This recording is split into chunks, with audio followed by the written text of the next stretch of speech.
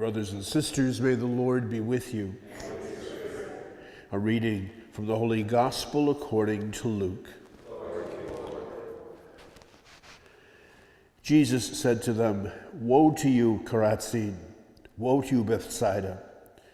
For if the mighty deeds done in your midst had been done in Tyre and Sidon, they would long ago have repented, sitting in sackcloth and ashes. But it will be more tolerable for Tyre and Sidon at the judgment than for you. And as for you, Capernaum, will you be exalted to heaven? You will go down to the netherworld. Whoever listens to you listens to me. Whoever rejects you rejects me. And whoever rejects me rejects the one who sent me."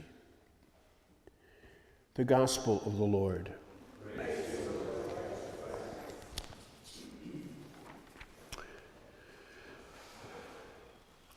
The readings today focus on the theme of listening, and we hear from the prophet Baruch in the course of the Babylonian captivity, the people finally waking up and realizing what's been happening, and went through a whole kind of history, if you will, of unfortunately the failure of the part of the Israelites to listen to God and follow through on what God was commanding them to do. And it kept showing itself over and over again. And then in the gospel text, Jesus in his frustration begins condemning the fact that those who are of these towns that were linked and connected in a very special way with the Israelite tradition failed to recognize the message he was speaking, failed to recognize the call that in turn suggested people must do in following those words. He ends up saying that the pagan cities are the ones who will somehow hear the message and listen. And of course, in a sense, it's already an allusion to what happens.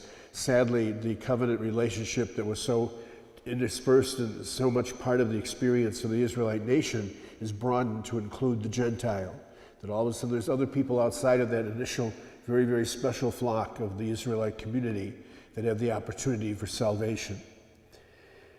We find ourselves as well sometimes not really listening. We only hear sometimes the things we want to hear, or sometimes we just kind of block it off. And the other part, of course, of hearing is that it has to somehow show itself tangibly what we do. And that surely is another message of the gospel where Jesus says those who hear the word of God and keep it, they are the ones who are blessed in the kingdom of heaven. So even if we hear it, even if we recognize the fact of what is being said, it still doesn't have any impact or fruitfulness unless it shows somehow tangibly awareness in our life and an awareness in actions that we do.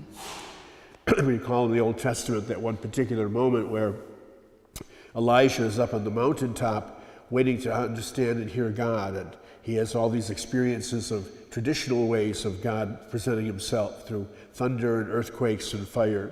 And all of a sudden he just hears very, very softly this branch knocking against the side of the cave.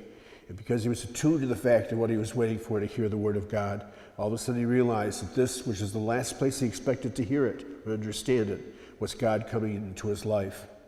We have to do the same thing. We have to allow ourselves sometimes moments of silence and quiet so that God can get through. But having done that, we must also, as a result of it, do something with what we understand in our hearts to be God's call for us.